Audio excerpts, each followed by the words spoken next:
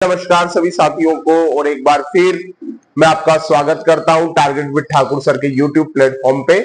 और आज जिस बात को लेकर हम चर्चा में आपके सामने उपस्थित है, मध्य प्रदेश में जैसा कि आपको पता है सभी भर्ती परीक्षाओं का सिलेबस बदल रहा है, जिसकी जानकारी आपको न्यूज़पेपर के माध्यम से मिली है।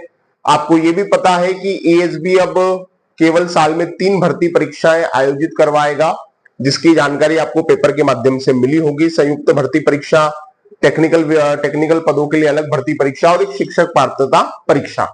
तो अब जो सिलेबस होगा, तो क्या जो मध्य प्रदेश पुलिस आरक्षक भर्ती परीक्षा 2026 में आएगी, इस बार की जो मध्य प्रदेश पुलिस आरक्षक भर्ती परीक्षा होगी, क्या उसका सिलेबस भी बदला जाएगा? तो जहां तक उम्मीद जताई जा रही है, अब जो है वो पुराना सिलेबस नहीं रहेगा। देखिए दोस्तों, जो पुराना सिलेबस था लगभग 15 सालों से वही सिलेबस चला आ रहा था, और ये नया सिलेबस कहीं ना कहीं आपको फायदा पहुंचाएगा। हाँ, ये जरूर है कि इस सिलेबस में जीएस के पोर्शन को थोड़ा अपडेट किया गया है। जो पिछला सिलेबस था उसमें ज्यादा वेटेज मैथ्स रीजनिंग का होता था, लेकिन अब मैथ्स और रीजनिंग का जो वेटेज है वो लगभग 25 नंबर का होगा, जैसे कि आपको पता है। और नेशनल जीके 25 नंबर का, 25 नंबर का एमपी जीके और योजनाओं से संबंधित प्रश्न होंगे, और 25 नंबर जो होंगे वो हिंदी व्याकरण के होंगे। और तो इस प्रकार से आपका ये नया पैटर्न रहने वाला है।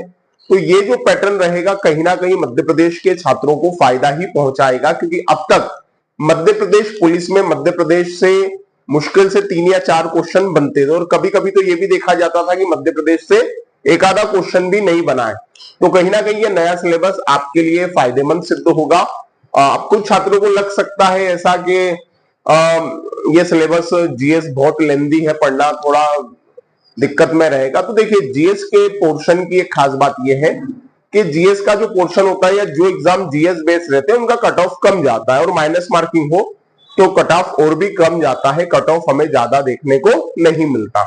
तो अब मध्य प्रदेश पुलिस आरक्षक भर्ती परीक्षा 2026 की जो अभ्यर्थी तैयारी कर रहे हैं और जिनका अंतिम लक्ष्य है सिलेक्शन लेना, जो चाहते हैं सिलेक्शन, जिनका उद्देश्य है कि हमारा कैसे भी करके चयन हो जाए, तो आप लोग नए सिलेबस के अकॉर्डिंग तैयारी शुरू कर दीजिए। देखिए, नया सिलेबस हो या पुराना सिलेबस हो, मैथ्स रीजनिंग तो आपको ऐसे भी पढ़ना है। तो आपको केवल करना इतना है कि जीएस के पोर्शन को, जो आप पहले कम समय देते थे, अब आपको जीएस के पोर्शन को क्या करना है, ज्यादा समय देना है ना। एमपी जीएस को बहुत अच्छे से पढ़ना है, योजनाओं को बहुत अच्छे से पढ़ना है। अच्छा, योजनाओं को किस तरह से पढ़ेंगे? तो देखिए, योजनाओं को, एक तो योजनाएं किस तारीख को और किस सन में शुरू हुई, योजनाओं को कहां से शुरू किया गया है ना, कौन से जिले से शुरू किया गया, इसके संबंध में भी आपको विस्तार पढ़ना है, और योजना का उद्देश्य क्या है। इसके अलावा जो योजनाएं चल रही हैं, तो उसका हर साल एक स्थान होता है कि फलानी योजना पे इस राज्य का ऐसा स्थान रहा, इस राज्य का इस तरह का प्रदर्शन रहा, तो उसको भी आपको देखना है। तो नए सिलेबस के अकॉर्डिंग आपको तैयारी करनी है, लेकिन आपको सारे विषयों पर फोकस करना है, क्योंकि देखिए लड़ाई एक एक नंबर की है। आपको पता है नॉर्मलाइजेशन होगा और परसेंटाइल बेस रिजल्ट बनता है, तो वहां पे तो आप पॉइंट से भी बाहर हो जाते हैं। तो इसलिए आपको सारे विषय बहुत अच्छे से तैयार करने हैं ताकि आपका सिलेक्शन इस बार हो जाए। और देखिए, ये मान लीजिए कि सिंहस्थ के पहले ऐसे तो 2 भर्ती होनी चाहिए, है ना, लेकिन खुद आप सोचिए कि अगर दिसंबर 2026 में वैकेंसी आती है, एग्जाम होते, फिजिकल होते, फाइनल लिस्ट आते, कहीं ना कहीं 2027 का एंड आ जाएगा, क्लियर है, और मार्च 2028 से सिंहस्थ प्रारंभ हो जाएगा। तो हो सकता है कि ये जो मध्य प्रदेश पुलिस भर्ती आ रही है, ये 2 भर्ती परीक्षाओं की मर्ज भर्ती परीक्षा हो जाए, मतलब ज्यादातर पदों के लिए हो जाए। हो सकता है 10 से 15, 10,000 पदों का तो बोले, ये 7,500 पदों का। तो मान लीजिए कि ये हो सकता है ये कांस्टेबल परीक्षा आपकी 15,000 पदों के लगभग भी आ सकती है। आप इसलिए तैयारी पे फोकस कीजिए, इसलिए तैयारी पे जोर दीजिए।